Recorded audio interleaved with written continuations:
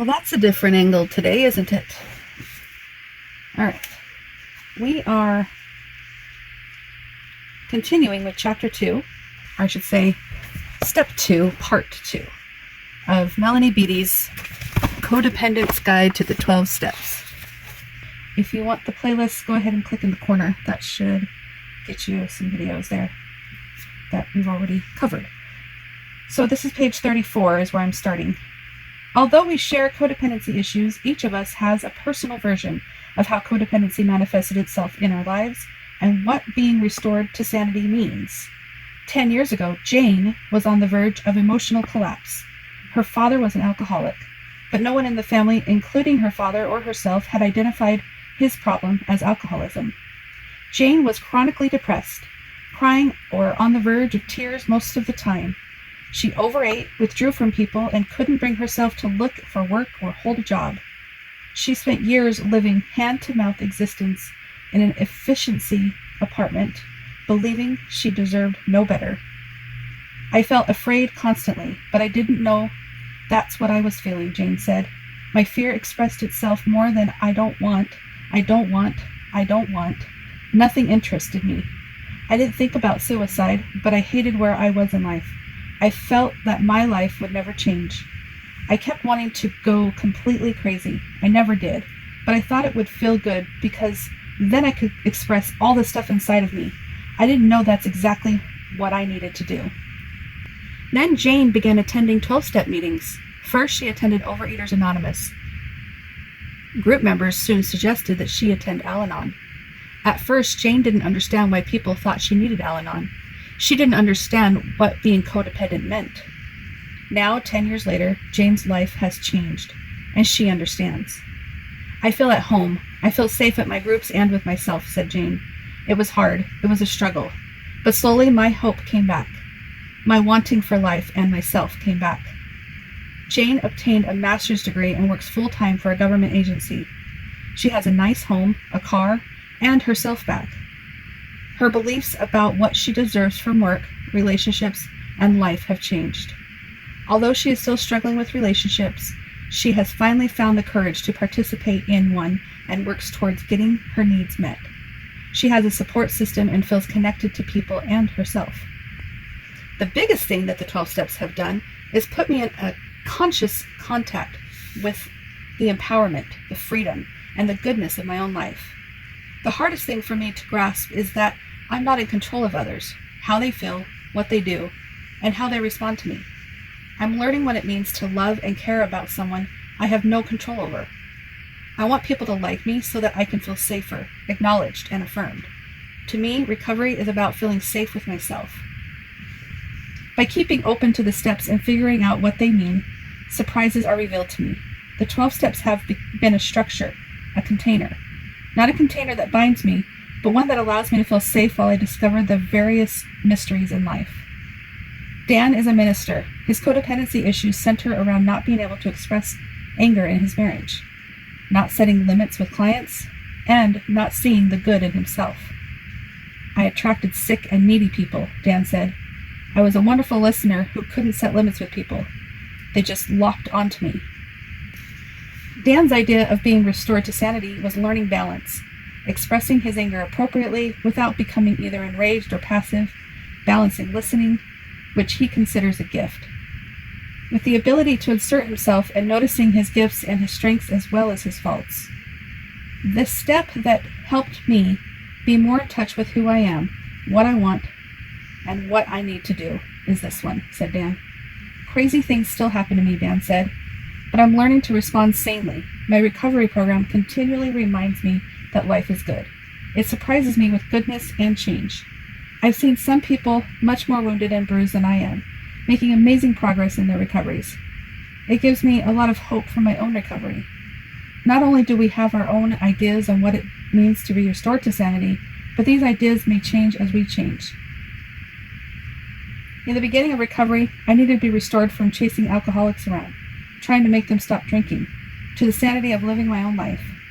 I needed to be restored from continual self-neglect to learning to pay daily, loving attention to myself and my needs. I needed to be restored from believing I had to and could control others to a place of letting go of others and allowing life to unfold. Sometimes I need to be restored from shame, fear, and suppressed feelings to peace, confidence, and good feelings about myself. Sometimes I need to be restored from negative, hopelessness thoughts to a positive, hopeful outlook. Sometimes I get stuck and I need help extricating myself. Or I could get obsessed and need my mind and soul back. Sometimes I revert to believing that others hold the key to my happiness and destiny. And then I need help remembering that I possess that key. Other times my insanity means I hold back, cowering within myself. I need my fears healed so that I can live life, be fully alive, and trust the flow.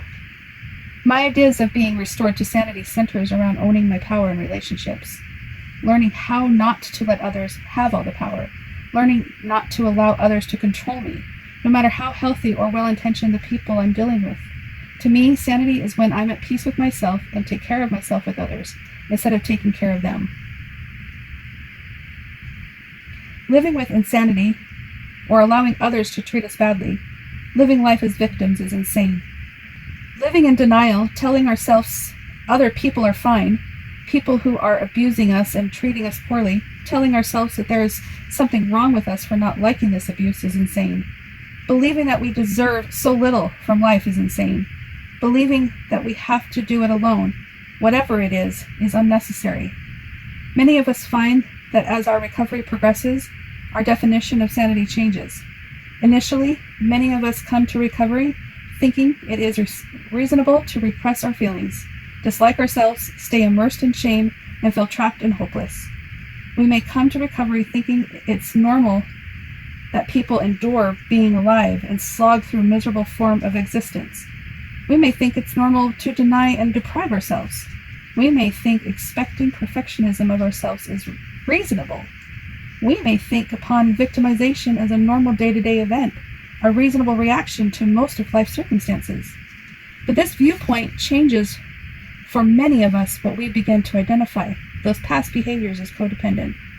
Later, we may look upon any return to the unpleasant and the negative thought patterns and emotions that accompanies codependency as undesirable, and a reason to use this step.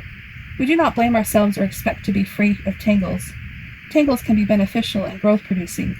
We do not look upon emotions as insanity, but rather as healthy expressions of healthy living. But most of us prefer to stay balanced. In fact, feeling good, and for us that means feeling all our emotions, eventually begins to feel good.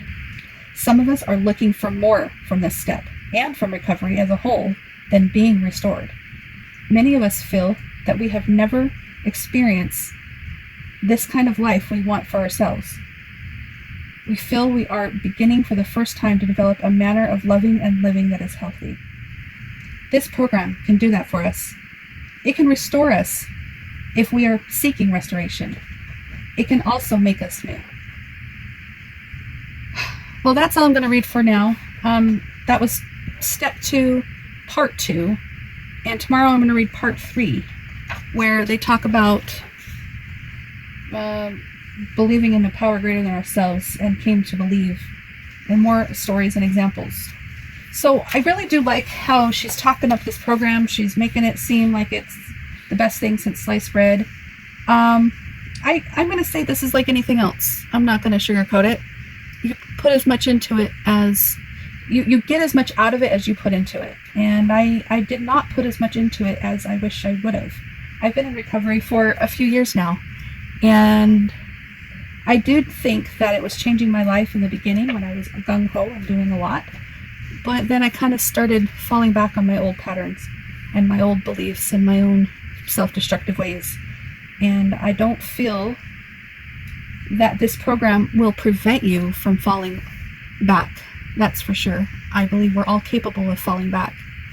So that's why it's important to continue to work the program and not think that you're good enough, or that you got it from here, or that you don't need recovery anymore, or that you don't need to go to meetings anymore.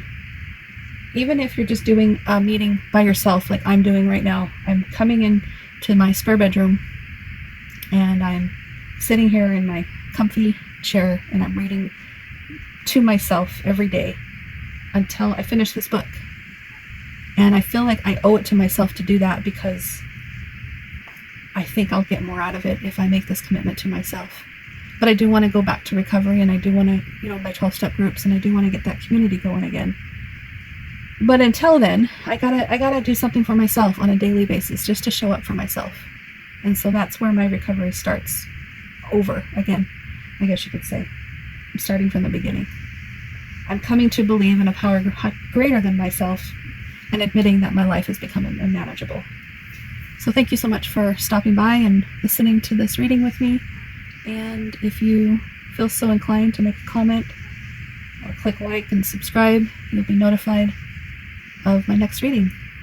Thank you so much, and I'll talk to you later. Bye-bye. But still she dreams of quiet streams and flying.